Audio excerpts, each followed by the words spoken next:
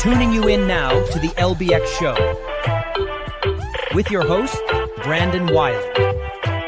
Brought to you by the LBX Collective, your community to connect, engage, and inspire.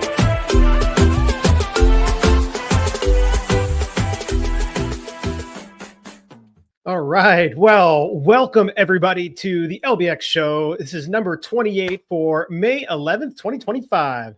I'm your host, Brandon Wiley, and we've got a good show lined up for you today. It's just like, me and a couple of segments, so we don't have crazy. The next week will be have a few other people and stuff involved, but we're going to kick things off with the news you should know. We got some cool things lined up here, and then we're going to right into a promo pro tips with Chuck DeMonte, and he's going to cover 4 ways to get people to come back into your center. And then we finish off with a robust open and shut with Kevin Williams while we dig into key trends from all the latest openings and closings, but also including a lot of international expansion. So with that being said, let's dive right into some news you should know.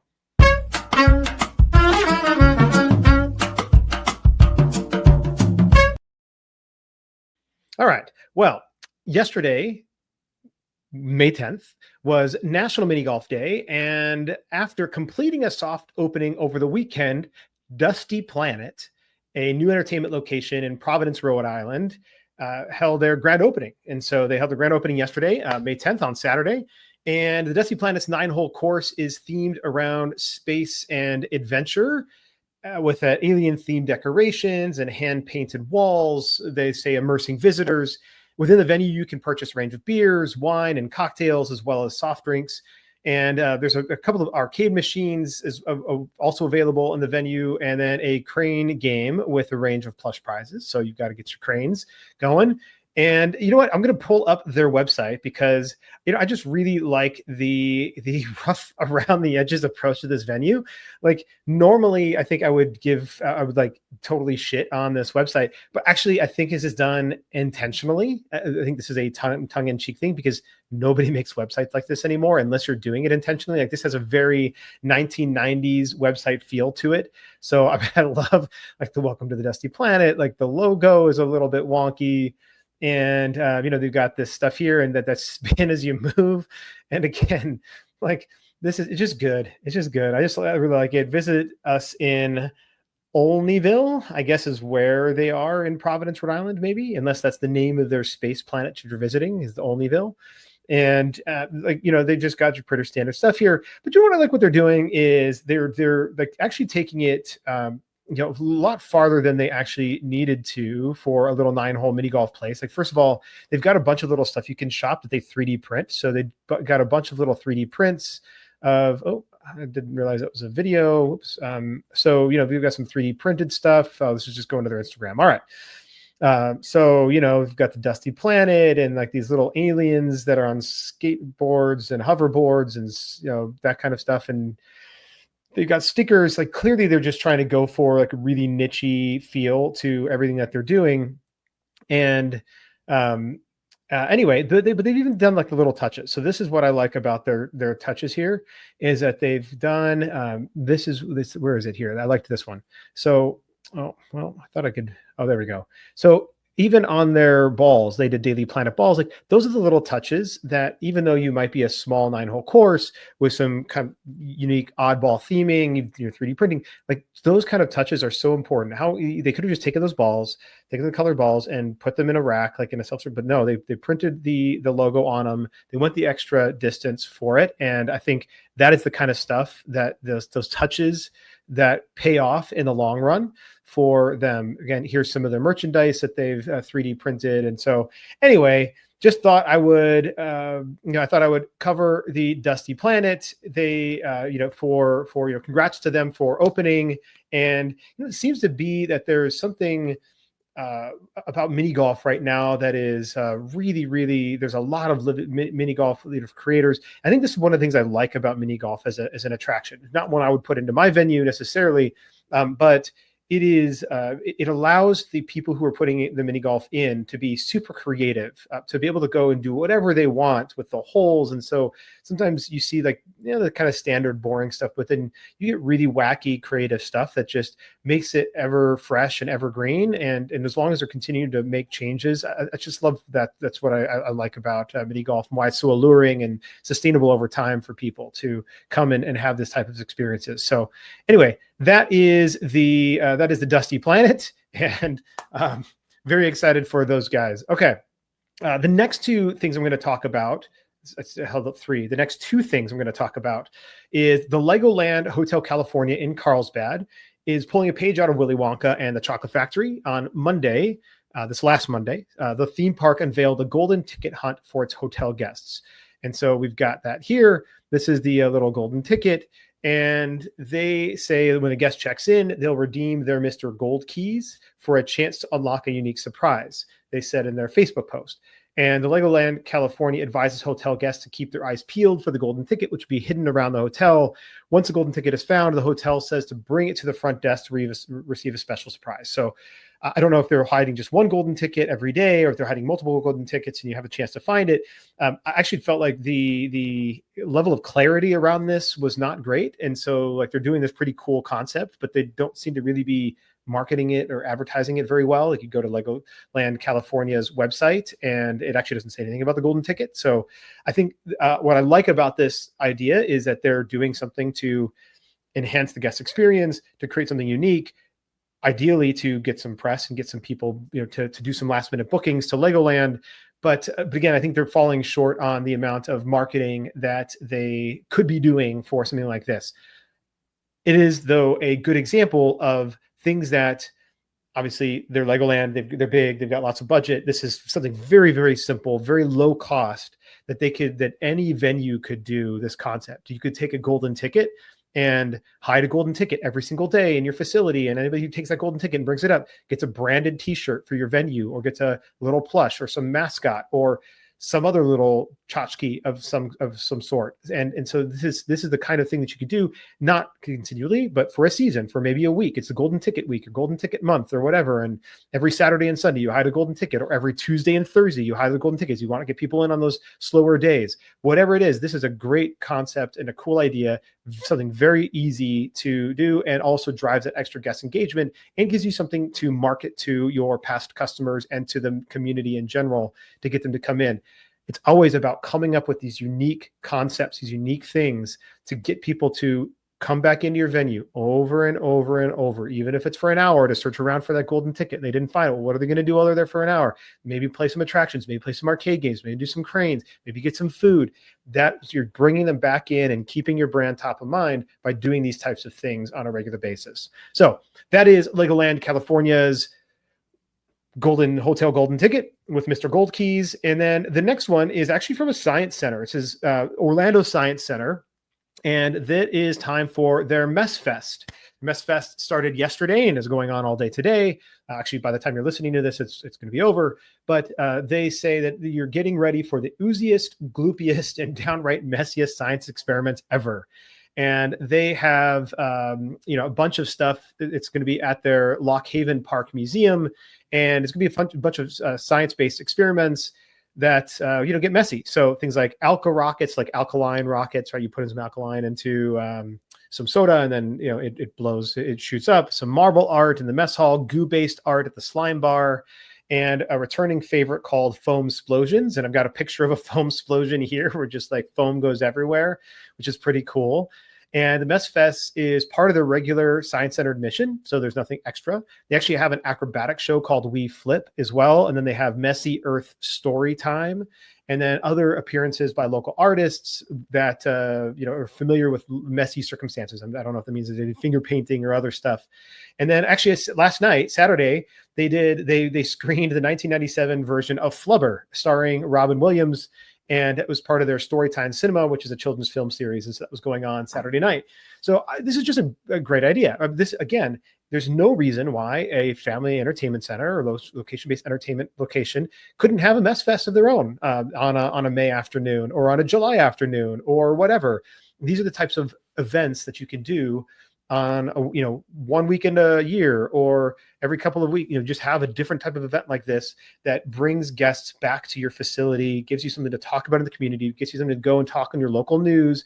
I can guarantee you that they probably had some local Channel 5 Orlando news people there covering the Mess Fest and getting the Orlando Science Center's brand name out there and awareness lifted. So these are just a couple of good examples I've seen come through the last week of things that you could definitely be doing inside of your facility, and definitely worth keeping just your ear to the ground for this type of stuff. And I'll try to grab these kind of things when I see them as well. Okay. Last thing, some news you should know is Long Island Go-Kart's mega track smashes the world record. So they've actually, let's see if I've got a picture here. Oh, I don't know why I have Dusty Planet at the end there. Well, all right.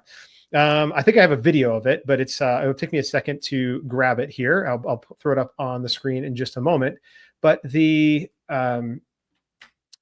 guys it's RPM Raceway in Farmingdale, and they officially celebrated their entry into the Guinness Book of World Records. So they have their 2023 Daytona 500 winner, Ricky Stenhouse Jr. came and he did a solo lap around the 3,515 square foot track. They call it their mega track.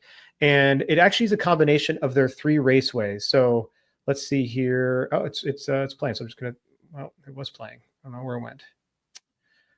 Well, it's on New York Post, and New York Post is terrible about throwing tons and tons of ads all over the place, and you can't click. You have to click through everything. It's quite absurd, frankly. All right. So we'll go ahead and share this tab, get it up here on the screen because it's pretty cool to see.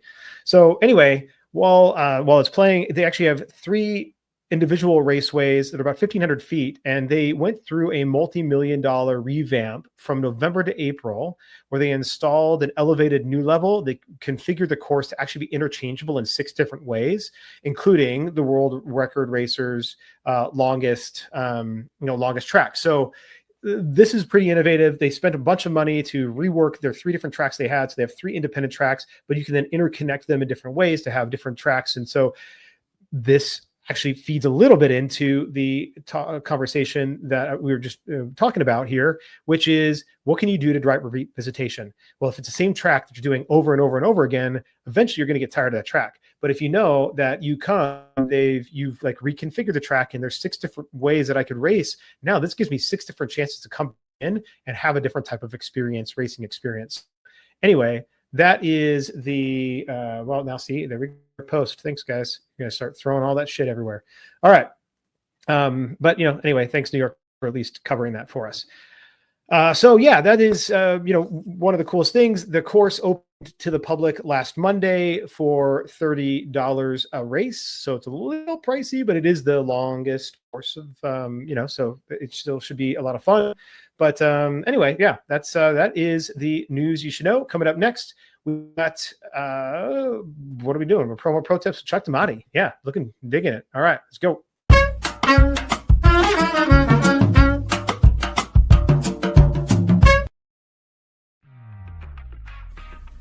Intercart is the only cashless system designed, developed, and manufactured all under one roof. They introduced cashless technology to the amusement industry and have been leading the way for over 30 years. Cashless systems from Intercart increase customer spending, guest satisfaction, and boost revenues by up to 30%. Intercart is so proud to be serving the amusement industry, and if you aren't already part of their global family of customers, they hope you will become one soon.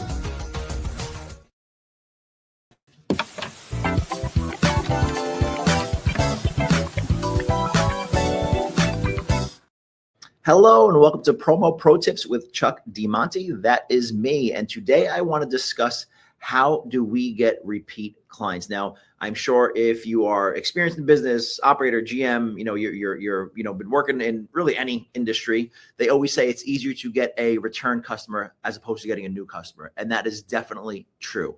So what are some great ways to get people to come back to your location-based entertainment center? So I'm going to give you 4 ways with 1 bonus item today. So first and foremost, collecting first-party data. That is super important. Now, what is first-party data? It's basically, email, phone number, address, other information where you could reach out and connect with these people, right? So you have their contact information, basically. So that is first-party data. So that is step number one and probably the biggest one and the easiest and best way to ensure you could do other strategies. So one, get first party data. How can you do this? If you have a location where people sign waivers, great. Hopefully they're opting into email marketing when they're doing that, or just marketing in general, and you're collecting your information through that. Okay. Great way to do that. Other ways you could do that, you could do Wi-Fi capture, right? If people want to sign and, they're sitting around and they want to get on your Wi-Fi in your location, have a service where they need to sign up and opt in for your marketing and they can get into your Wi-Fi, right? Those are two really great ways. Other than that, you could, capture it, different ways, get creative in store and to capture people's emails that are, and contact information that are in your location, right? So again, number one, getting first party data is super important. Number two, now that you have that data, you want to email and SMS marketing people. Now, SMS can be expensive. I do think it's a valuable strategy, right? But these are direct communication channels, okay? They've been to your location. They know who you are. It's easy to get them back. Make sure you're emailing them with promos, new things that are going on, events, right? Get in front of them. The biggest thing for getting repeat customers, and really even new customers, is top of mind, right? Top of mind marketing. People need to remember you and think about you when they're thinking about, hey, what should we do this weekend or tonight, or where should we bring the kids, or where should we go with our friends, right? Your brand name needs to pop in their head, right? So that's top of mind. And again, if they've been there, that's, already got a leg up against competition. And if you're staying in front of them, even if people aren't opening up the email, I can't stress this enough, they see your name literally in their inbox. Who cares if they delete it? They see your name. SMS, if they're not saying look at it, they see your name. That is super powerful brand recognition, right? So one, get their first party data. Two, start emailing, SMSing them. Three, retargeting. Now that you have this data, you could upload it into things like Meta, upload it into things like Google Ads, and you could retarget them specifically with specific messages, specific promos, get them to come back into the location, buy tickets, book up events, whatever, right? Retargeting, it is super powerful. You've all seen it before where you visit a website or go somewhere and things sort of follow you around the internet, right? That is retargeting. You could also do that sort of physically when you're getting people's information. They've been in your location. Now you can retarget them, right? If you've collected information from them. So retargeting, super important. That's number three. Number four, keep it fresh, right? So think of ways and reasons to get people back in, right? So if they've been to your location and it's the same attractions and you've been open for a couple of years, maybe it's time to do some new attractions or update something, right? Add a new element to your location, okay?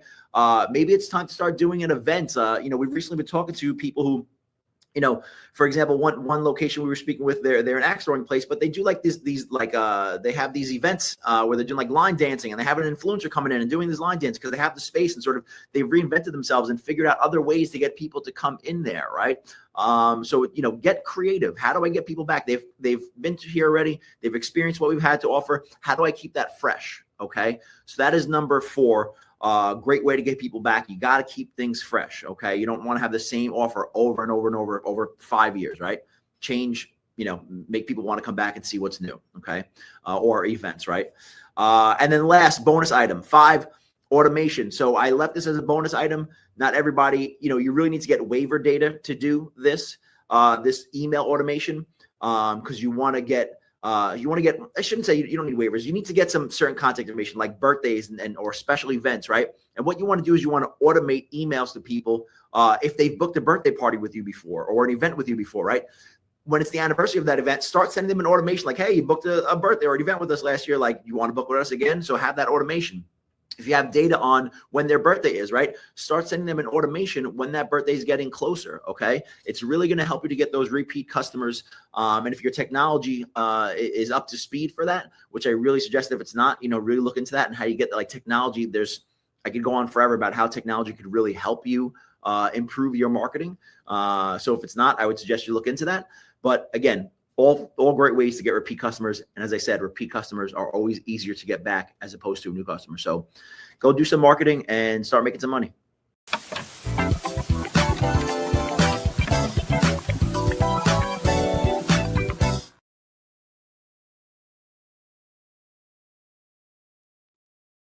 All right. Awesome. Well, thank you for that, Chuck. And you know what? This is one of the things that I used to talk about a lot when I was running Hound was the value of getting that first party data. So thank you, Chuck, so much for reinforcing that. If you can get that email address, if you can get those birth dates, if you can get some of that information, there's so much that you can do with it. And so find ways, as many ways as possible, to get that kind of information. So thanks a lot for that, Chuck. All right, coming up next, we have the Open and Shut with Kevin Williams.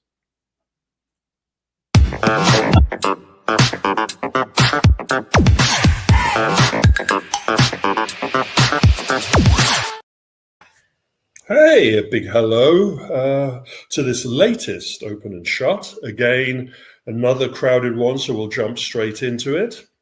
Seems to be a pattern here, I think. Yeah. And there is a specific pattern here of some of the facilities that I'm not going to be touching on. So when we get to the end, let's see how many of you have spotted that pattern, a game within a game.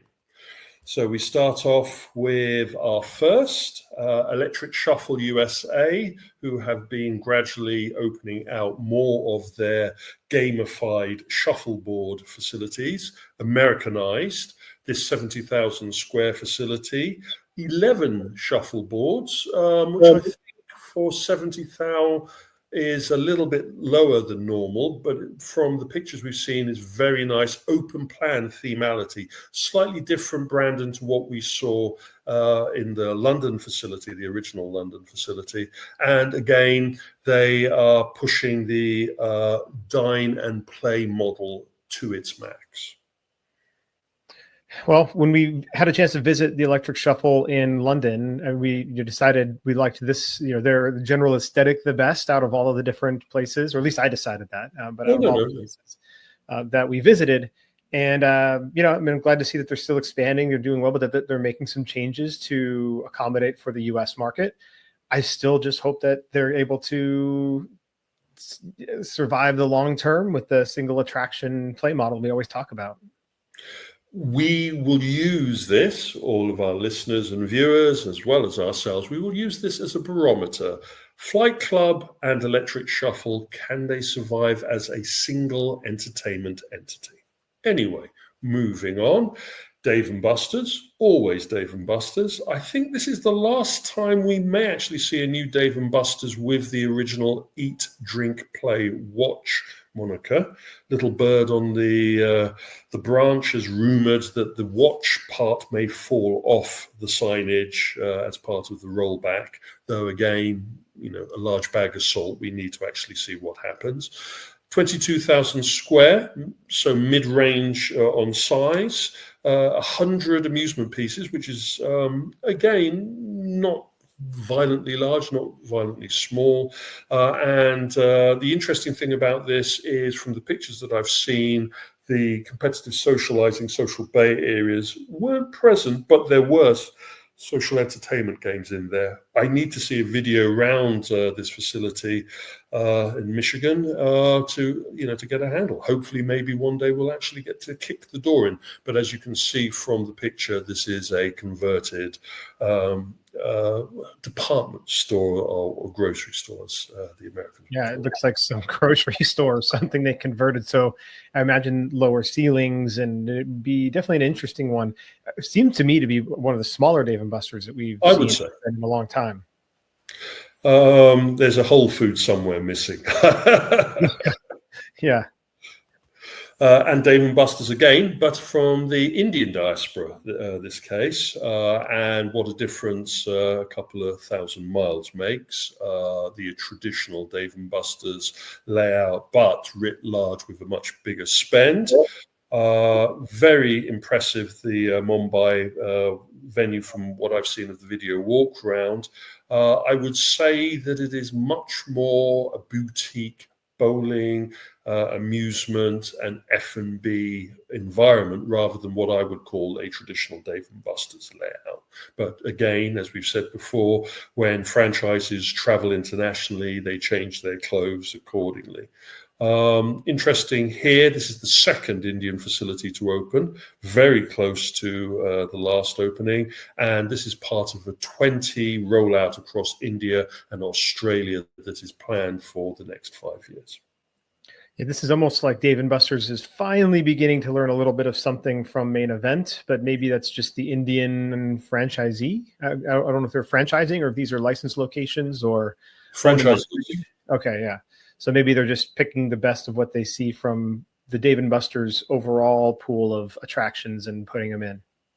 The franchisee is a very experienced corporation in the hospitality and mall sector, and they also have a very large pool to select from. The Indian market has some of the best, as well as some of the worst, but some of the best FECs and mixed-use leisure entertainment facilities out there. Smash, for example, originates from that area, and they can cherry pick what works and what doesn't work for the audience that they want to encourage to their facility. The audience demographics for a Indian Dave and Buster's is not the demographic that Dave and Buster's US is aiming for, except for Canada maybe. But anyway, I digress. An interesting one here. So we've gone from India to, let's go to Zimbabwe, and Africa is beginning to see competitive socializing and social entertainment taking off, as all territories that have a strong audience are seeing. We talked about the South African facilities, and the Egyptian facilities, and now we can talk about Zimbabwe, which is getting not its first, but should we say a pure boutique entertainment facility under the Tables and Pins brand, which I expect to see rolled out into more than one facility. But it's nice to see something like that appear outside of the usual suspects that we touch upon. Moving on, and redevelopment. This is a pure redevelopment, again, touching on something that we talked about in Sound Off about reinventing your brand. One of my mean questions to myself. Well, we're seeing our friends at AJ's Family Fun Center in Michigan again, who've decided that they better keep up with the Joneses and make sure that their brand is fit to attract the new audience. And so they have rebranded themselves Game Time Fun Park. And they've done some additions. They've added some new attractions, but at the moment they have a large go-kart course. They have added some more to that course. They have batting cages, which traditionally had. They've put in larger amusement components, and I know that they've added some F&B. But this is an example of a company that says we can't stay the same in the current market. We need to up our game. And if you are an operator of a facility and you're still sitting on a 5-year-old brand that hasn't seen a lick of paint for a while, you better do something to survive. It seems to be, I noticed they're merged some of their existing tracks together to create a larger go-kart course. And yep. This seems to be a trend. I don't know if they're planning to keep them, have them where they're separate and they can also merge them together, or if they're going to have just this one big course now. But there was recently some news about, and we're going to actually talk about it a little bit earlier, but about the RPM Raceway in Farmingdale. And they recently got the Guinness Book of World Records thing for the longest course, but they merged 3 of their tracks together to make that longer course. So this, I wonder if this is a newer trend now to extend the race time for guests. I need to speak to a friend of mine who's an expert in the go-karting sector. He runs a company that specializes in that. And I think one of the trends we're seeing with the recent changes in code regarding go-karting, if you're going to upgrade your course to protect against cornering, there was a couple of instances a few months or years back where go-karts achieved a speed that ran over the protective barriers, and those barriers now have been upgraded with safety codes. I wouldn't be surprised if older facilities that go through the process of updating their courses think, while we're doing that, let's just upgrade the whole of the circuit, add better drainage and stuff like that. The outdoor karting experience against the indoor karting experience comes with opportunities as well as pitfalls. Moving on, and we go to the Philippines, and the Philippines is embracing competitive socializing, or in this particular case, boutique bowling, with a strong F&B component and amusement. So I would say this is a mule with bowling colors on, really. One of the things I was interested about was the mix of stuff that they have here. They have table tennis, they have billiards, virtual reality, arcade games, basketball, shooting games. They have it all, the spaghetti moment, as I like to say. But from this particular territory, you can have the spaghetti moment and hope to attract an audience that will be virginal to all of these experiences. Your competition is not going to be as great as if you try this in Texas, for example. And India again, the appearance of a brand new chain called Rebound. I call this a chain because from the research I was doing into this, it is supported by our friends at ASI. And it does seem by the walk around and the layout and the quality of build that this is really going to aim at being a competitor, shall we say, to the other FECs and bowling entertainment facilities that are in the diaspora there. Yeah, it's interesting. I can't find anything online about them so far, but I don't really understand the name. I feel like Rebound should have been something for an inflatable park or whatever. I mean, it's. They're going for a kind of leisurely spin on that. They don't just they will have their bumper cars, but they have their bowling, and I think they also have some ping pong in there. So I think they're just grabbing at the Rebound branding. There are a lot of facilities in our industry that actually do use Rebound in North America for trampoline parks, as you were saying. And I also was surprised that ASI hadn't encouraged them to get a website operational, but I think that this is the first facility and this is the toe in the water. But again, once we have more information or even possibly a video walk around that I can share without breaking any confidences, then we'll do that. It is a clever logo. It has a clever feel to it. It feels a little bit like from the early 90s, maybe, depending on some of if they changed up the colors a little bit and then the joystick. So I mean, they do a good job with the branding, but yeah, there should be a website if they're going to be on. Their social media page is very jolly, so we say. Yeah. Sega. I have talked about this in Sound Off, the first of Sega's rollout of their permanent entertainment facilities, which are really retail attainment. The Shanghai facility, through its doors open, we could actually now get to see the facility, this flagship facility. And the interesting thing for me from this was that they do have entertainment in the space. It is very small, only a few units, and it is very specifically aimed at branding and promotion, but this can be called a retail attainment facility. And I'm looking forward to seeing what the results are from this first flagship opening and how it will be redeveloped for their Tokyo facility, which I'm led to believe will be opening soon after this one. We have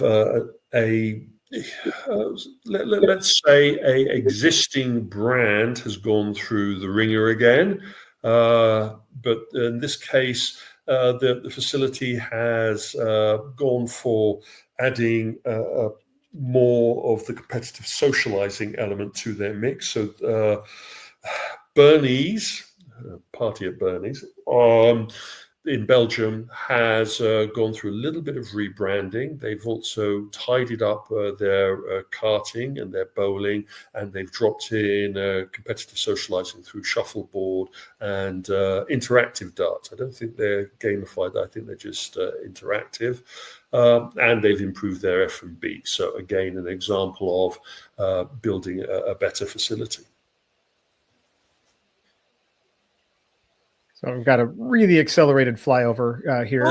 Who's it's like really fast. At least my video, they walked through and took it. They didn't do that. But you can see that it's an existing karting experience that has now added and expanded its component. Okay. So they did have because the track is really impressive. I mean, it's indoors, part of it, but then you have the entire really nice looking facility. I think there's karaoke obviously in there. Here we go. Now we're getting to the the social entertainment side and the escape room.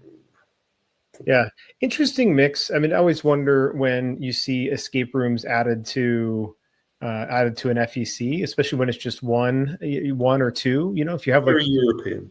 Yeah, we've seen it work fairly well when you see like an escapeology where there's actually multiple rooms dropped into a very large FEC environment. But having one escape room, it seems like a bit of an odd addition. It does seem like they just tried to fill in the space with whatever they could.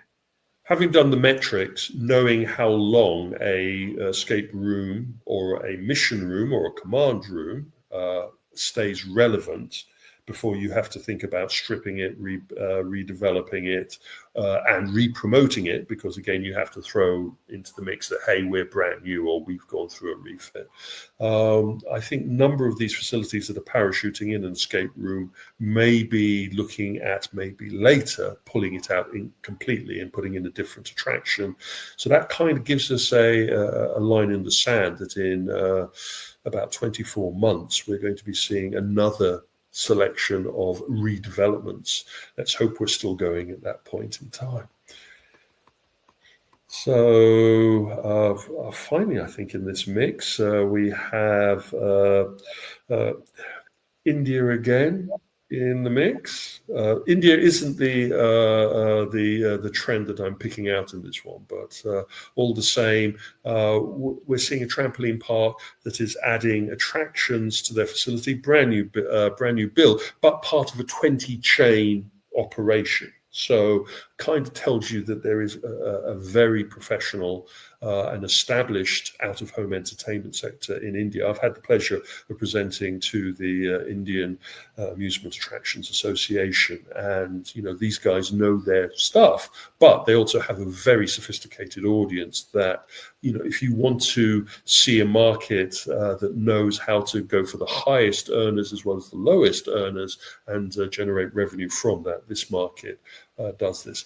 This particular chain is planning, they've just received an injection core investment, quite a considerable amount of money, and they're planning a rollout of another 10 new facilities. So watch this space when we're talking about the next load of operations. But you can see from this coverage that we've had a number of Indian operations. Excuse me.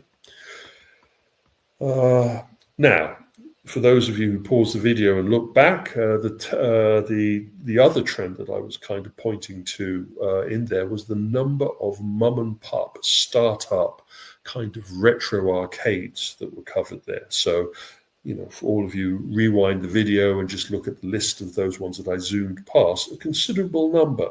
And that kind of makes us think that some people are transferring their retirement funding into their hobby and starting up hey, I've always wanted to run an arcade, let's open it kind of approach. Well, I may have to come back to that in a sound off and look at that in a little bit more detail. Shuts, platform. This is kind of relevant to the sound off that we're going to be doing, but this was a console video game social entertainment facility, part of a chain of two. Sadly, their Canary Wharf facility closed down. I was going to take you to this one, Brandon, but I thought I don't want to waste your time. Well, I'm happy I didn't waste your time. Yeah, exactly. They didn't survive. But we're now, all eyes are on the Shoreditch facility to see what they're going to do to try and reinvigorate the brand after this. All-Star Sports, Oklahoma.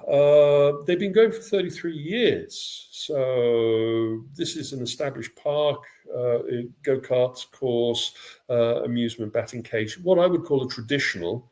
Now, not a lot of information on why they closed their doors. The handwritten sign stuck to the front usually tells us of quite severe situation.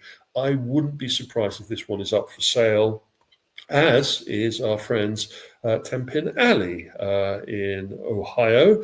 They are also, they've gone through a rebranding, redevelopment. They have 24-lane gravity facility, and we know the price that these guys are asking for. So you're not going to get a lot of change from $7 million to purchase this particular entertainment facility. I would like to walk around with my calculator and actually evaluate what I'm getting for my under $7 million. But this may be an interesting sell, as in it's a going concern, and there are other reasons why the owners need to move on. Yeah, well, so I guess two thoughts. As to your point, there is no website for these people. Yeah. Well, there isn't, because it's a Bolero owned location. And so everything that Bolero does, they wipe out whatever websites it did exist, and they put one single page on the Bolero website to that location, which is absolutely terrible. But that's what Bolero does to ruin. That's what Bolero does. And for some reason, Bolero feels that this one can be divested from their vast operation, which tells you a lot. Yeah, well, and this is what is like I would be a little bit concerned about if I'm coming in, especially going to pay nearly $7 million for this, which is effectively a bowling alley. And yes, it is a going concern, but historically, Bolero does not do a great job maintaining their facilities once they buy them. They tend to see a decline in year-over-year sales and everything else. And so I feel like if Bolero even decides that this is, and they acquire a lot, right? Things that aren't necessarily great. And Bolero acquire lots. They are lovely people, and they work very hard with the cloth that they are given. But in many cases, sadly, facilities fall by the wayside and have to be moved on. Moving on, and our friends at Six Flags Hurricane Harbor learned that they also had to move on. The Six Flags merger, the giant Six Flags entertainment conglomerate that has now been formed, third largest entertainment facility operator in the globe, has decided that the Maryland facility, in corporate speak, is not a strategic fit for the company's long-term growth plans. God, an accountant really did write that one. I expect this facility is now being bidded on heavily by other entities that would like to take on this. This site has had some investment put in it recently, and I wouldn't be surprised that it still is quite a profitable operation. But from what our friends at Six Flags Entertainment are planning with their strategic operation, it just doesn't fit the mix. And this won't be the last time we say that Six Flags Entertainment has decided to divest one of their operations. Playland, interesting one. This I've talked about a number of UK facilities that have suddenly come to a shuddering halt. This one is the latest one. It's been going since the 1920s. It's had some money ploughed into it. It has some money from the council, the local government, injected into it. But it's also been going under some constructional work. And it seems that some liens have been called on non-payments for work that was carried out. And that the park looks like that it's in the possibilities of not reopening after that. This is an ongoing situation. This only popped up this week as a possible permanent closure. So if I get more information on this, I'll share that. And then not a closure, but a closure in part, but also a sign of the times. Our friends at Lagoon changed their logo, and I noticed that there were no animals in their logo, only to wake up to the news that they have removed, closed permanently, divested themselves of their zoo component. So they are focusing heavily on their amusement park component and repositioning that while moving away from the ownership and operation of a zoo. This is not unusual. Running a zoo in the modern market at the moment with all of the requirements, both legal and morally, regarding the keeping of endangered species to the best of your abilities, is not really the best fit for a theme park. As Walt Disney learnt, having a amusement park as well as a petting zoo doesn't always work out well, and especially now in 2025 with all PETA and all of the other agencies that want to ensure the best care for animals, it may be better just to focus on one thing rather than splitting your operation. Yeah, I think it's hard unless there's a reason for the animals to exist, like a Disney's Animal Kingdom, for example, where it's just part of the overall theme and experience, and you need the animals alongside the rides in the theme park and amusement park. Lagoon is an absolutely beautiful, long-term legacy park, and so I've really enjoyed the my pictures I'm showing there of their latest refit of one of their retail areas, and the level of engagement and quality is amazing, which you can't do if you're also cutting half of your budget looking after endangered species. Yeah. Anyway, that's the rundown from me. Anything that I touched upon that you want to go back to, Brandon? No, I think we're all set for this week. Looking forward to the next one. Well, I wish you all a good one and speak to you soon.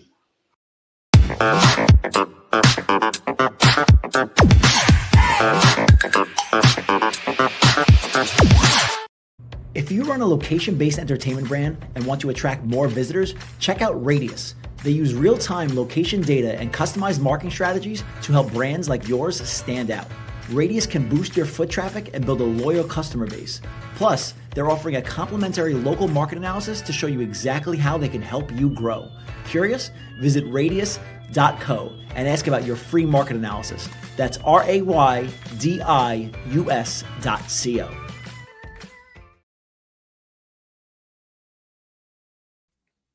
All right. I hate that this throws me there in that like little tiny screen. I'm like, what are you doing? Why am I there? Anyway. All right. Well, that was fun with Kevin there. So, we're about wrapped up here. So I just wanted to quickly remind everybody about the LBX Galaxy. This is an online community where you can go and get connected with others in our industry, throw out questions where hopefully other people are going to be able to go and answer them, share other ideas and concepts that you have, and any other new products or whatever you've got going on. So go join the LBX Galaxy at lbxgalaxy.com or scan this QR code and get rolling there. All right. And then this week we have Sound Off number 73 with Kevin Williams. Comes out on Tuesday, May 13th. So keep your eyes peeled for that. And then the next week I should be in Istanbul. And so hopefully doing a live recording of this show while over there. Well, it won't be live. Like I'll be recorded live, but then anyway, you got it. So anyway, that is a wrap for this week's show. This is Brandon Wiley signing off. Stay tuned and keep kicking ass.